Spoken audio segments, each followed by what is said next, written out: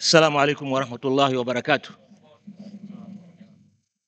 إن الحمد لله نحمده ونستعين ونستغفره ونعوذ بالله من شرور أنفسنا ومن سيئات أعمالنا.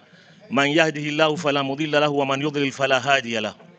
وأشهد أن لا إله إلا الله وحده لا شريك له وأشهد أن محمدا عبده ورسوله. يا أيها الذين آمنوا اتقوا الله حق تقاته ولا تموتن إلا وأنتم مسلمون. يا أيها الناس اتقوا ربكم الذي خلقكم من نفس واحدة وخلق منها زوجها وبث منهما رجالا كثيرا ونساء واتقوا الله الذي تساءلون به والأرحام إن الله كان عليكم رقيبا.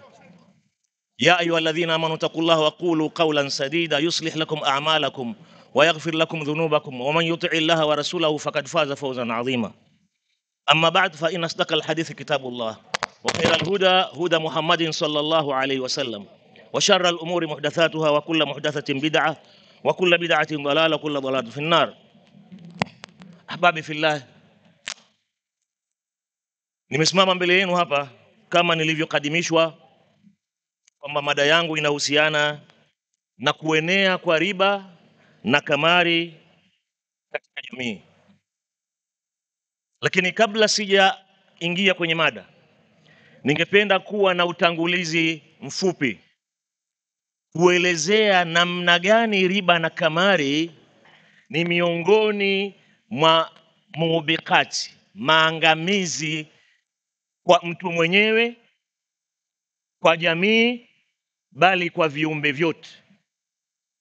Kwa hiyo muwe hadhir kuweza kusikiza kauli za Mwenyezi Mungu Subhanahu wa Ta'ala na maneno ya Bwana Mtume sallallahu alaihi wa alihi wasallam katika kuonyesha uzito wa ubaya wa haya mambo, riba pamoja na kamari. Kwa utangulizi, katika suratul Baqara aya 278 mpaka 279, Allah Subhanahu wa Ta'ala atuambia, ya ayyuhalladhina amanu ittaqullaha wadharu ma baqiya minar riba in kuntum mu'minin. Enyi wale ambao mmeamini, mcheni Allah Subhanahu wa Ta'ala na acheni kila ambacho kimebakia katika riba ikiwa nyinyi ni waumini. Fa illam taf'alu, ikiwa hamtofanya, ikiwa hamtoacha riba, fa'adhanu biharbin min Allahi wa rasuli, tangazeni vita na Mwenyezi Mungu na mtume wake. Fa'adhanu biharbin min Allahi wa rasuli, tangazeni vita na Mwenyezi Mungu na mtume wake. Wa in tubtum, ikiwa mtatubia kwa kuacha riba, falakum ruusu amwalikum, basi chukueni rasilimali zenu au mitaji yenu mlioikopesha. La tadhlimuna wala tudhlamun, msidhulumu wala msidhulumiwe. Kisha Mwenyezi Mungu Subhanahu wa Ta'ala ametuambia katika suratul Maida aya 33 kuonyesha mapambano yaliyopo kati ya Mwenyezi Mungu na mtume wake kwa hawa wanaofanya ufisadi wa riba na kamari. Bali wamepewa auliyaul umur, viongozi katika dola ya Kiislamu, kulihakikisha hili. Innama jazaa'ul ladhina yuharibuna Allah wa rasulahu, hakika malipo ya wale wanaompiga vita Mwenyezi Mungu na mtume wake, miongoni mwao katika vita hivyo ni vita vya riba na kamari.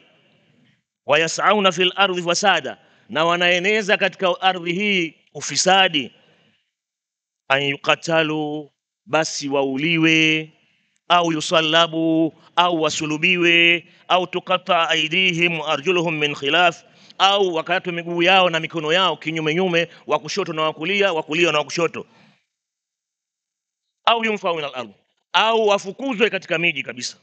Dhalika lahum khizyun fi dunya, hii ni hizaya, ni aibu kwao hapa itakuwa duniani. Wala hum fil akhirati adhabun adhim, na akhira hawa watakuwa na adhabu iliyochungu. Amepokea Ibn Abbas radhiyallahu anhuma kwamba Mtume sallallahu alaihi wasallam amesema, idha dhahara zina wa riba fi qaryatin faqad ahallu bi anfusihim adhab Allah. Hadithi amepokea Tabarani, amesahihisha al-Imam al-Albani rahimahullah. Bwana Mtume sallallahu alaihi wasallam amesema, itakapodhihiri, kwa maana itakapoenea zina na riba katika mji wowote, basi watu wa mji huo wamejihalilishia nafsi zao adhabu ya Allah Subhanahu wa Ta'ala. Miongoni mwa maono ya Bwana Mtume sallallahu alaihi wasallam, kudhihiri kuenea kwa zinaa katika miji yetu, hakuna mjadala, hakuna haja ya kufanya utafiti. kudhihiri kwa riba hakuna haja kufanya utafiti. Na amesema tena bwana Mtume sallam, hadithi alipokea Abu Huraira radhiyallahu anhu, anasema idha dhahara zina, nizungumzia hadithi ya Abu Huraira nyingine inasema ishtanibu sab'a almubiqat, jiebusheni na mambo saba yenye kuangamiza. Ila ya Rasulullah wama hunna, akaulizwa bwana Mtume sallam wa sahaba, ni mambo gani hayo? Qala ashirku billah, kumshirikisha Allah subhanahu wa ta'ala, wasihru na uchawi, wa qatlu nafsi allati harrama Allah illa bilhaq, na kuiua nafsi ambayo Allah ameharamisha isiuliwe isipokuwa kwa haki, wa aklu riba, na kula riba. Wekeni mstari hapo, na kula riba. Wa aklu mali al-yatim, na kula mali ya yatima. Wa tawalli yawma zahfi, na mtu kukimbia wakati wa vita vya jihadi. Wa qadhfu al-muhsanati al-mu'min al-ghafilati al-mu'minat, na kuwatukana na kuwasingizia uzinifu wanawake ambao wamejichunga wala hawana habari na jambo hilo walio waumini. Na imeitwa mambo haya miongoni mwao ni riba, ni mubiqat, katika mambo yanayoangamiza, kutokana na kwamba yanamuangamiza yule mwenye kuyafanya, bali ghadhabu ya Mwenyezi Mungu inamwangukia yule mwenye kuyafanya hapa duniani na akhira, na kutokana na madhara yanayopatikana katika jamii ya Kiislamu, bali kwa viumbe wote. Na amehadharisha bwana Mtume sallallahu alaihi wasallam, itakapoenea hili gonjwa, hili tatizo, ni jambo ambalo linaweza kuleta maafa makubwa na majanga makubwa. Imepokewa na Ibn Abbas radhiyallahu anhuma kwamba amesema bwana Mtume sallallahu alaihi wasallam, idha dhahara zina wa riba fi qaryatin, kama tulivyozungumza, faqad halu bi anfusihim adhab Allah. Ama swala la kamari ni kama alivyotuambia Mwenyezi Mungu Subhanahu wa Ta'ala katika suratul Maida aya 90 mpaka 91, ya ayyuhalladhina amanu innamal khamru wal maisiru wal ansabu wal azlam rijsun min amali shaitan fajtanibuhu. Mwenyezi Mungu anatuambia, enyi wale ambao wameamini, hakika ulevi na kamari na masanamu na ramli ni uchafu katika matendo ya shetani, jiepusheni nayo. Innama yuridu shaitanu an yuqiya bainakum al-adawati wal baghdha fil khamri wal maisir, hakika shetani anataka awaingize nyinyi katika uadui na chuki baina yenu katika pombe na kamari. Wa yasuddakum an dhikrillah, na wazuie nyinyi na kumtaja Mwenyezi Mungu Subhanahu wa Ta'ala, wa ani sala, na wazuie na swala. Fahal antum muntahun, hivi nyinyi ni wenye kukoma na haya mambo? Kombeni. Imepokewa na Abu Huraira radhiyallahu anhu, amesema bwana Mtume sallallahu alaihi wasallam, la ya'tiyanna ala an-nasi zamanun la yubali al-mar'u bima akhadha al-mal am min halali am min haram. Hadithi imepokea Imam Bukhari. Zitakuja zama kwa watu, zama hizo hatojali mtu katika mali aliyochukua ni ya halali au ni ya haramu.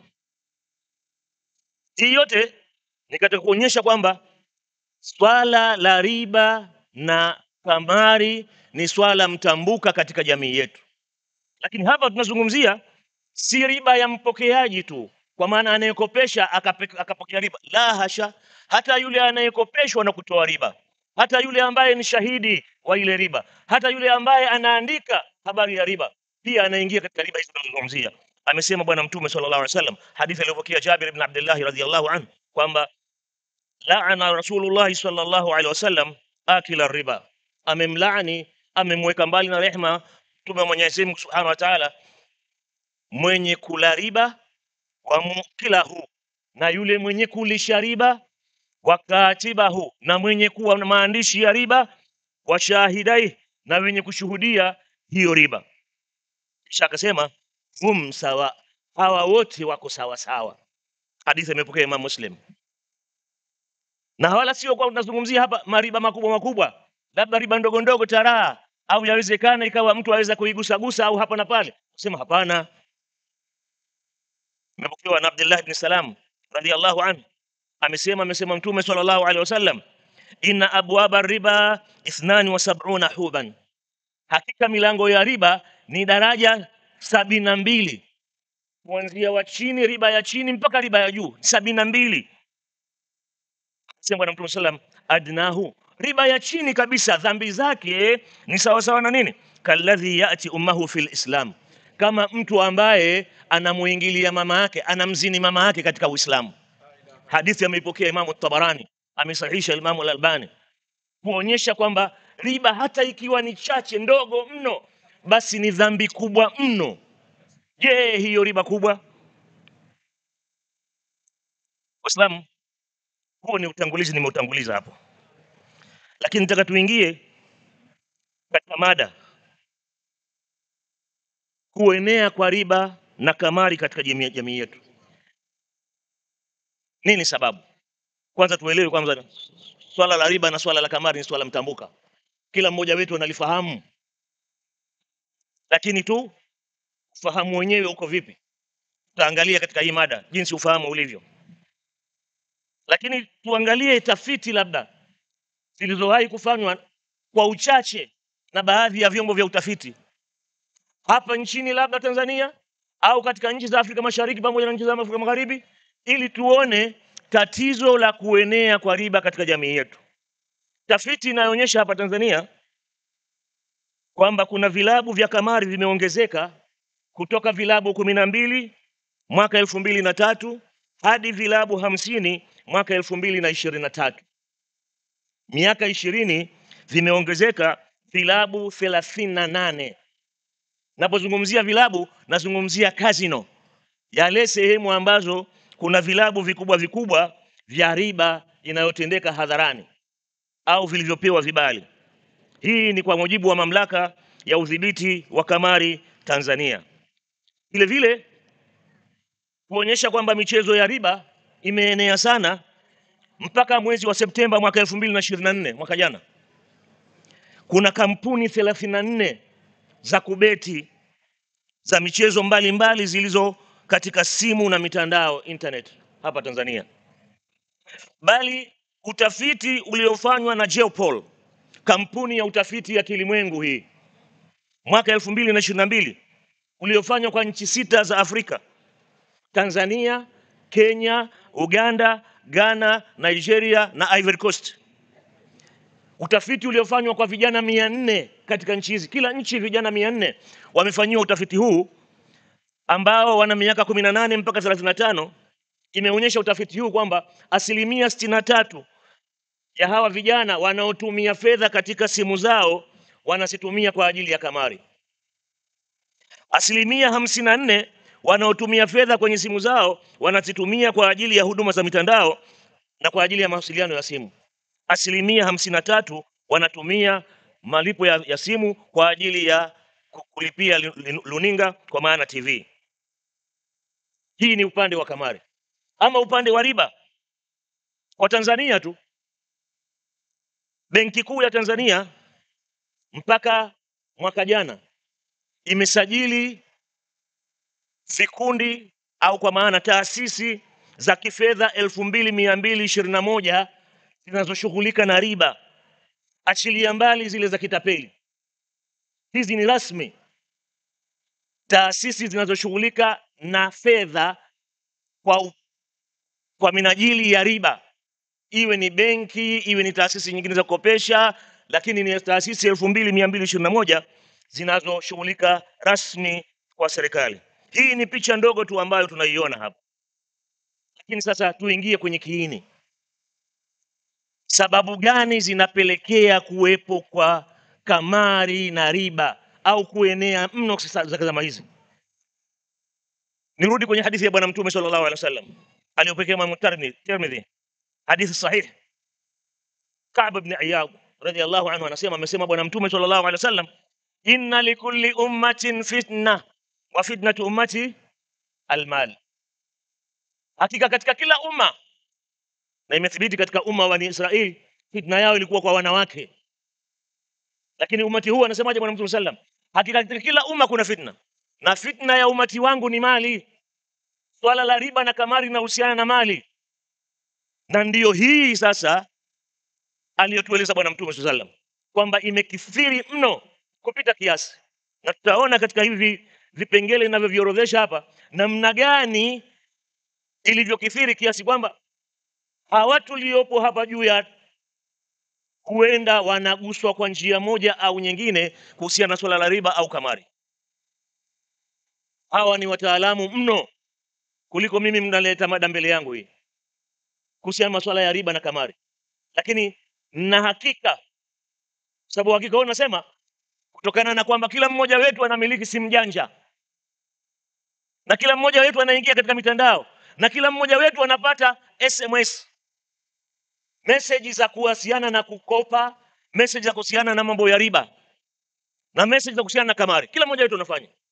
Sasa unakuta kwamba ni jambo ambalo limetuenea sote sasa hivi. Lakini kwa uchache naweza kuzungumza pointi karibuni 6 ambazo sikuziweka kwa mpangilio kwamba hii ya kwanza ndio mwenyewe au ya mwisho ndio ya chini mno, la hasha. Nazileta zote kwa pamoja ili tuone kukithiri au sababu za kukithiri kwa riba na kamari katika jamii yetu. Sababu ya kwanza, al-ulama, utandawazi, globalization. Labda tujieleze nini globalization? Utandawazi ni nini? Mchakato wa kuunganisha watu, nchi na uchumi kote ulimwenguni na ubadilishanaji wa bidhaa, huduma, mawazo na tamaduni za nje na tamaduni nje ya mipaka. Kwa maana nyingine ni kufanya urahisi wa mawasiliano kiuchumi, kitamaduni baina ya jamii iliyotuzunguka au na jamii iliyo nje. Huu ndio utandawazi. Sasa utandawazi ndio zao lake kubwa na la makusudi ni riba pamoja na kamari. Na utandawazi ni jambo lililozalishwa na watu wa magharibi ambao 90% katika hao watu wa magharibi ni maadui ya Uislamu. Yale wale aliyotuzungumzia Mwenyezi Mungu Subhanahu wa Ta'ala ndani ya Qur'ani, wala yazaluna yuqatilunakum hatta yaruddukum an dinikum in istata'u. Hawatoacha kuwapiga vita nyinyi mpaka wawatoe katika dini yenu ikiwa wataweza. Sasa tukiangalia huu utandawazi katika masala ambayo yamepelekea kuwepo kwa riba na kamari au kuenea sana, jambo la kwanza ni kule kukithiri kwa kanuni na za misingi ya kiuchumi za kimagharibi. Leo hii kanuni zetu zote, sawa nchi ambazo zinajinaki na kujisifu kwamba ni nchi za Kiislamu, sawa nchi zinazozakaliwa na Waislamu wengi, sawa nchi na Waislamu wachache, wote wanafuata misingi ya kiuchumi ya kimagharibi na kanuni zake. Na misingi ya kanuni za kimagharibi na kanuni zake imejengwa katika misingi ya kiriba na misingi ya kamari. Nakumbuka mzungumzaji aliyezungumza leo mada ya kwanza hapa katika kuzungumzia masala ya mali au imezungumziwa fedha pamoja na mfumo wa fedha na benki katika Uislamu. Kwa hiyo ni mifumo ambayo mingi imejengwa au yote karibuni, isipokuwa sasa hivi kidogo Waislamu wameanza kujanjaruka na kuweza kuweka mifumo yao, lakini mifumo mingi imewekwa katika misingi ya kamari, ambayo mfano bima hizi tunazozikata katika mashirika tofauti, na misingi ya riba katika mabenki ambayo tunashughulika nayo. Jambo la pili, kutegemea nidhamu za kifedha za kiriba za kimagharibi. Leo hii jamii kubwa ya Waislamu inategemea nidhamu hizi za kifedha za kimagharibi. Utakuta Muislamu anakwenda mbio kupata credit cards. Credit cards hizi ni kadi za mikopo. Unapewa wewe na benki, wanakudhamini wewe kwenda kukopa mahali pote, lakini wanakukata kwa njia ya riba. Au mikopo ambayo inachukuliwa kutoka katika mabenki kwa namna tofauti tofauti.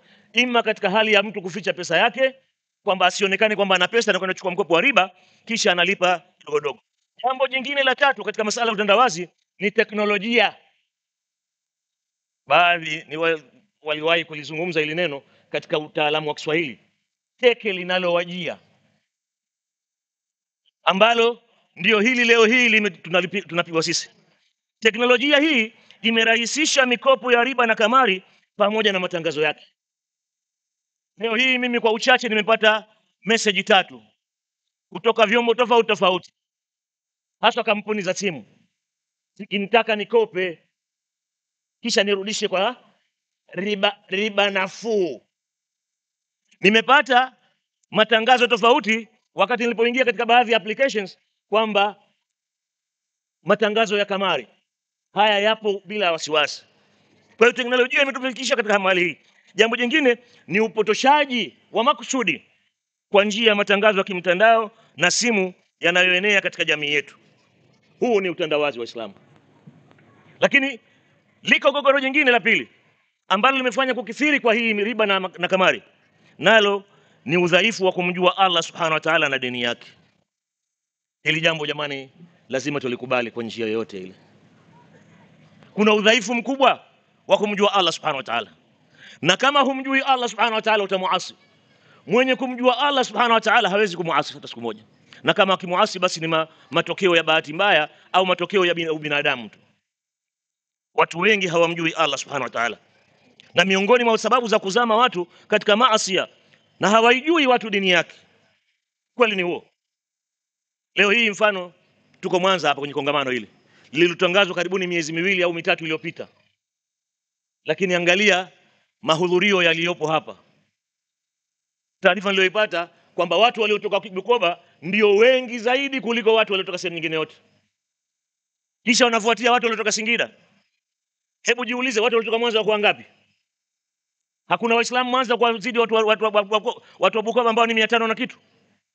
Lakini ukweli ni kwamba watu wa dini ya Mwenyezi Mungu hawaijui, na vile vile ili la kutojua dini, ya udhaifu wa kumjua Allah na dini yake, tunalolifanya kosa hili la kuipa kipaumbele elimu ya kimazingira kuliko elimu ya dini. Na hili linamgusa kila mmoja wetu hapa. Sote tuna watoto sisi, hima yetu kubwa wasome waje kuwa wataalamu huko juu, well and good. Lakini je, wanaijua dini yao? Ndio katika muhadhara uliohudhurishwa hapa na Sheikh Salim Barahiani kuonyesha namna gani tunaweza kujikomboa katika hili, kwamba kama tutawafundisha hawa wataalamu dini yetu pamoja na kuweza kumjua Allah subhanahu wa ta'ala, basi hapo tutaweza kulishinda gogoro hili. Limeenea gogoro hili kutokana na uzembe wetu sisi wenyewe. Moja ya uzembe tunaosema ni huku kuwakimbiza watoto katika mashule ambayo hayaonyeshi kumwogopa Mwenyezi Mungu wala hayajui dini. Nitawapa mfano hai. Mtaala wa sekondari Tanzania kuanzia form 1 unafundisha swala zima la riba. Somo la bookkeeping huwezi kulisoma form 1 mpaka uweze kufanya double transactions. Kuna accounts nyingi unazifungua, miongoni mwao ni account ya benki. Fungua account ya benki, benki wanakuingizia interest. Wana debit kwao, wewe una credit kwako. Unafanya hizi ni jambo ambalo linakufanya wewe uzoee. Hili jambo usilione kigegezi, usilione kwamba ni jambo ambalo la kutisha, bali linaonyesha kwamba hata mitaala ya hisabati na uchumi ni dhana muhimu mno. Hii imeingizwa katika mitaala yetu. Mtaala huu mpya sio wa zamani. Huo wa zamani tuliosoma sisi miaka ya 79, wenzetu wamesoma miaka 76, wenzetu wamesoma miaka ya nyuma. Swala la bookkeeping ukisoma lazima usome interest. Ukisoma kwenye economics lazima utapata mambo ya interest ambayo ni riba. Jingine katika sababu za kuonyesha kwamba riba na kamari zimeenea sana ni udhaifu wa imani. Udhaifu wa imani. Wale wanaomjua Mwenyezi Mungu na kuijua dini ya Mwenyezi Mungu wamekuwa madhaifu mno baadhi yao katika imani zao. Utafiti uliofanywa na Jumuiya za Kiislamu Tanzania mwaka 2023 ulibaini kwamba 65% ya wanaoshiriki kamari hawakuwa na mwelekeo thabiti wa dini, kwa maana walikuwa ni dhaifu dini zao. Bali 48% wanaotumia mikopo ya riba walikiri kukosa uelewa wa uharamu wa riba. Waislamu, kuna jambo jingine ambalo linapelekea kukithiri kwa kamari na riba, nalo ni ufisadi wa kifedha na kiuongozi. Sio mahali kwangu kuingia huko sana, lakini nazungumzia huu ufisadi wa kifedha, kwa maana ya kwamba ima fedha za haramu kuhusiana na madawa ya kulevya, fedha za wizi, fedha za kuuza binadamu, fedha za kaza, au ufisadi katika uongozi, kupora mali za umma, kupora nini, kufanya kuwaonea watu gani. hii imepelekea kuwepo na matabaka mawili, tabaka la walionacho na tabaka ambao hawana. Hohe hahe, hawa ambao hawana sasa ndio waliopelekea kuona kwamba huku kwenye riba ndio twaweza kufanikiwa, kwa hiyo tuchukue riba. Huku kwenye kamari twaweza kufanikiwa, twende tukacheze kamari. Na ukiangalia ukweli ni kwamba mfano Tanzania hapa, haya mambo yamekuwa ni jambo la kuhuzunisha mno. Kina mama wengi mno na baadhi ya kina baba wameangukia katika janga hili. Leo hii kuna majina yetu tunayajua ya mikopo ya riba. Kausha damu, huu ni mkopo ambao upo na unakukausha damu kweli. Itafuta wewe tunasema nini, kwamba unafanya diet, basi kaingie kwenye mkopo huu, utakonda ndani ya mwezi mmoja. Kuna haja ya kwenda gym. Kuna mkopo mwingine huo unaitwa kufuli mkononi. Nimetumia majazi lugha hii, sasa sijui umenielewa hapo Kufuli mkononi, na mama wanajua nini kufuli nazungumzia, kwamba saa yote umeshika wewe kufuli mkononi, waweza ukaja ukavamiwa na hawa watu wa mikopo hata hujawahi kuvaa kufuli. Kuna mkopo mwingine unaitwa mashavu bwebwea. Kuna mkopo unaitwa buti la jeshi. Lazima, hakuna, hivi ni vita kati yako na ya Mwenyezi Mungu na mtume wake, basi hakuna utakapoponea katika hili. Bali tunaona katika masala ya kamari ndio hakusemeki tena. Slot machines, hizi mashine za kucheza kamari zilizojaa katika kila kona, na nasikitika kwamba kwenye misikiti yetu, majirani na misikiti yetu, kando ya misikiti yetu, hizi mashine zipo. Mashine hizi zinajulikana majambazi yenye silaha moja.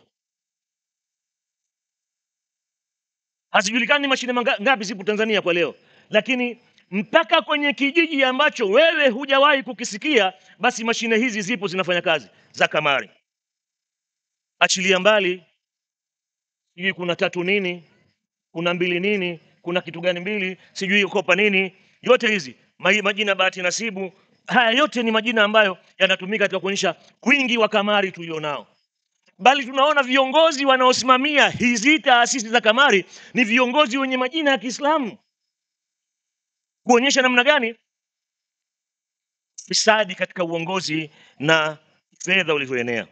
Lakini kuna jambo jingine la tano kuonyesha kuenea kwa riba na kamari, nao ni udhaifu wa mbadala kisheria. Udhaifu wa mbadala kisheria vipi? Uchache wa taasisi za kifedha za Kiislamu. Leo hii ukiambiwa taasisi ya kifedha ya Islamu kwa Tanzania iko wapi? Utaambiwa Amana Bank. Sasa Amana Bank itahudumia watu wangapi? Kwa nini zimekosekana hizi? Hilo ni jambo ambalo limeongeza sasa watu kukopa kwa riba na kuweza kucheza kamari. Bali pia uhamasishaji duni wa zaka, sadaka na mikopo isiyo na riba. Tumehamasishwa hapa swala la kuchangia taasisi milioni 100 na ngapi? Milioni 172,000. Wapi? Ni kweli Waislamu sisi milioni 172,000 ni kwa kuchanga hii? Na hamkuona mkono wa mtu yote hapo? Huenda Mwenyezi Mungu akajalia watakapokuja wanasiasa hapa wakaweza katia mikono yao hapa. Na tunaomba iwe hivyo kama wanavyotia mikono katika sehemu nyingine. Lakini ukweli ni kwamba bado tuko duni mno. Tumeona, naingia kwenye siasa au siruhusiwi? Tumeona bwana tone lilivyoweza kufanya kazi Mwanza hapa, katika miji tofauti tofauti. Lakini leo tumefanya tone hapa, subhanallah, wanawake wametoa milioni 1 sio na ngapi, wanaume ndio wamezidi kidogo. Lakini nasema kwamba hili ni tatizo. Waislamu hatuhamasishi swala hilo. Tumepewa namba hapa ya simu ya lipa kwa M-Pesa kuwapelekea watu tofauti. Tuko katika makundi tofauti tofauti, makundi sogozi ya WhatsApp. Tumeshindwa kuwatumia wakaweza kujibu, japo shilingi 5 tu, shilingi 10 tu, hakuna mtu alituma hiyo. Jingine kuzembea vitengo vya zaka na wakfu katika kutatua hali za kifedha. Hatuna vitengo hivi. Vitengo vya wakfu hakuna, vitengo vya zaka hakuna. Tusubiri Ramadhani kwa ajili ya zakatul fitri, tukaweka misikitini watu wa kukusanya, kisha mambo yamekwisha. Hakuna sehemu ambayo imekaa madhubuti ya kukusanya zakatul mal kisha akatumika katika mambo haya. Lakini la mwisho ambalo sio, wazungu wanasema last but not least, hili ni zito mno, utanisamehe ndugu zangu, zito mno.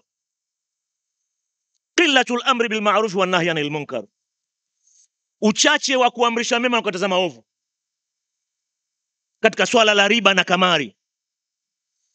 Waweza kuangalia misikiti yote Ijumaa zote za mwaka mzima ukakuta kwamba halijazungumziwa swala la riba wala kamari.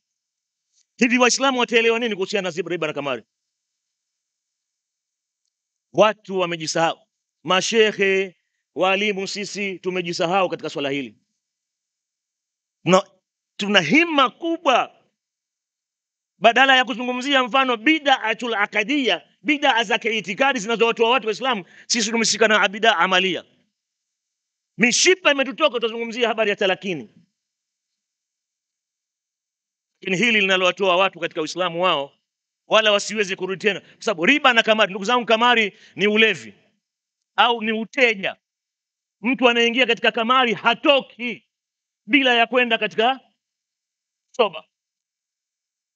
Leo Ulaya wameweka soba za watu wanaocheza kamari wawasaidie ili waachane na gonjwa hili. Sisi hapa Tanzania kuna soba ya kamari, soba iliyopo ya madawa ya kulevya na wanaopewa mesadoni peke yake. Je, kamari tutasaidia vipi ndugu zetu? Vijana wetu hawa, nenda kwenye vituo vinavyochezwa kamari, uwaone jinsi walivyokwisha kwa kubeti kuhusiana na timu ambazo hata hawalizijui. Guatemala kuna timu, mtu hajui Guatemala iko wapi kumweleza, lakini anabeti kuhusiana na timu moja Guatemala huko ili apate mkeka wake usichanika. Sasa Mwenyezi Mungu Subhanahu wa Ta'ala anatueleza wazi katika suratul Maida 78 mpaka 79 kuhusiana na Bani Israil. Ni funzo kwetu sisi, ni somo kwetu sisi, ni mfano hai. Lu'ina alladhina kafaru min bani Israil ala lisani Dauda wa Isa ibn Maryam dhalika bima asaw wa kanu ya'tadun. Ulipoenea ufisadi, uharibifu, Mwenyezi Mungu anaeleza wamelaaniwa, wamewekwa mbali na rehema Mwenyezi Mungu wale waliokufuru katika Bani Israil kupitia ulimi wa Daudi na Isa ibn Maryam. Hii ni kutokana na yale ambao waliokuwa wakifanya maasi na walikuwa wakifanya uadui. Kanu la yatanahuna munkarin fa'alu, walikuwa wakatazani maovu wanayofanya. La bisa ma kanu yaf'alun, ni baya mno walikuwa wakilifanya. Sasa ikiwa mwaka mzima hatukatazani kamari na riba, basi ujue kwamba sisi tunaingia katika laana. Anasema al-Imam Saadi rahimahullah katika tafsiri yake, katika haya yaliyokatazwa, haya ya riba na mengineyo, dhalika anna dhalika yajri al-usat wal-fasaqatu ala al-ikthar min al-ma'asi idha lam yardau anha. Hapa ndio wale watu mafasiki na maasi ndio wanapata fursa ya kufanya wazi. Leo tunatangaziwa mikaka mingapi mtu yake imefanikiwa, mara ngapi mtu kapata mamilioni mangapi. Wanashajiisha, wanawapa hamasa watu nao waingie katika mambo haya. Waislamu, Mwenyezi Mungu Subhanahu wa Ta'ala ameusifu umati huu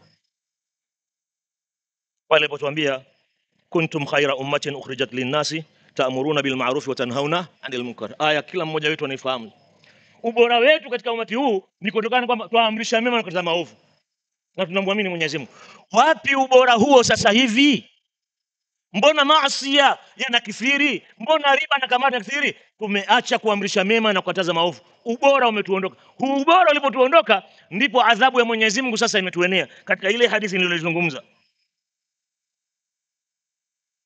kwamba itakapodhihiri zina na riba katika jamii, katika kijiji, katika mji, basi tarajia kwamba Mwenyezi Mungu atashusha adhabu yake. Na ndio huu udhalili tulionao, huu unyonge tulionao, tuachashingishana shilingi milioni 100. Hiyo 100 imetoka kwa wenye hilo, sio kutoka kwa kwetu sisi.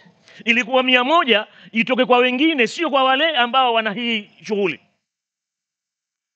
Bwana Mtume sallallahu alaihi wasallam hadithi iliyothibiti aliyopokea Imam Abu Daud hadithi sahihi, anasema idha tabaya'tum bil'ina wa akhadtum adnab al-baqar wa raditum bizar'i wa taraktum al-jihada sallata Allahu alaykum dhullan lan yanzi'uhu hatta tarji'u ila dinikum, au kama qala sallallahu alayhi wasallam, idha tabaya'tum bil'ina, ikiwa mtafanya biashara za riba za kudanganyana. Al-ina ni biashara gani? Al-ina ni ile biashara kwamba mimi sina kitu na kwenda kwa mwenye duka, nenda kwenda kumkopa vilivyopo dukani mwake kwa bei ile ile iliyopo dukani, kisha ili nipate pesa na muuzia tena yule mwenye duka kwa bei ndogo, lakini ananidai kwa ile bei kubwa aliyoniuzia. Hii ni riba ya wazi. Sasa Bwana Mtume anasema mkifanya riba ya namna hii, na ikiwa kazi yenu nyinyi ni kutafuta ng'ombe tu, ni kufuga na kuichulika na mambo ya mashamba, na mkaacha jihad bimaanaha alkamil, miongoni mwao al-amru bil ma'ruf wa nahy al-munkar, mkaacha, Mwenyezi Mungu Mtume sallallahu alayhi wasallam anasema sallallahu alaykum, Mwenyezi Mungu anawasaliti nyinyi, anawateremshia nyinyi dhullan, udhalili, unyonge, hauondoi mpaka mrudi kwenye dini yenu. Sasa Waislamu sijui tunasemaje? Hebu tujione tulivyo madhalili, tulivyo wanyonge. Hatuna kauli sisi mbele za jamii. Wakati mwingine tunajificha. Unajificha mbele ya jamii wewe usijulikane kwamba ni Muislamu. Huu ni udhalili, ni unyonge. Unajiita jina la ukoo ili usijulikane jina lako halisi kwamba ni jina la Kiislamu. Kwa nini? Kwa sababu utaonekana labda ni gaidi, utaonekana labda kadha, utaonekana. Leo Waislamu katika unapozungumziwa umaskini, basi Waislamu wanaingia kundi. Tunazungumza kwamba utajiri, leo Waislamu matajiri wakubwa hapa Tanzania ni Waislamu. Je, na maskini wakubwa hapa Tanzania Waislamu vile vile? Nini sababu? Udhalili huu unakuja kutokana na sisi tumeiacha dini ya Mwenyezi Mungu Subhanahu wa Ta'ala. Miongoni mwao al-amru bil ma'ruf wa nahy anil munkar. Waislamu, kwa haya machache ambayo nimetanguliza mbele yenu, si swala la kusikia basi na kuyaweka kwenye maandishi au kuyafanya kwamba yako kwenye mitandao na kwenye television na kwenye radio. La hasha. Haya ni mambo ya kuyafanyia kazi Waislamu. Majumba yetu yananuka riba na kamari, kwa kujua kwa kutokujua. Tusafishe majumba yetu, tusafishe nafsi zetu. Wallahi haiwezekani mtu unakosa, una mgonjwa hospitali, wataka 200,000 ya kwenda, waletewa message ya kwamba kuna 500,000 hapa, utalipa kwa riba ndogo. Hivi kweli waweza kuiacha? Yataka imani kubwa sana. Je, tumelelewa katika imani kubwa namna hiyo? Tumewalea watoto wetu katika imani kubwa namna hiyo wasiwezi kufanya mambo haya? La hasha. Hapana budi kurudi kwa Mwenyezi Mungu Subhanahu wa Ta'ala. Wallahi Waislamu kama walivyosema wema waliotangulia, hatutoweza kufanikiwa kama walivyofanikiwa wa kwanza kama tutaacha yale waliokuwa nayo wa kwanza, nao ni kufuata kitabu cha Mwenyezi Mungu na sunna za Bwana Mtume sallallahu alaihi wasallam kwa ufahamu wa wema waliotangulia. Aqulu ma tasma'una wa sallallahu ala sayyidina Muhammad wa ala alihi wa sahbihi ajma'in.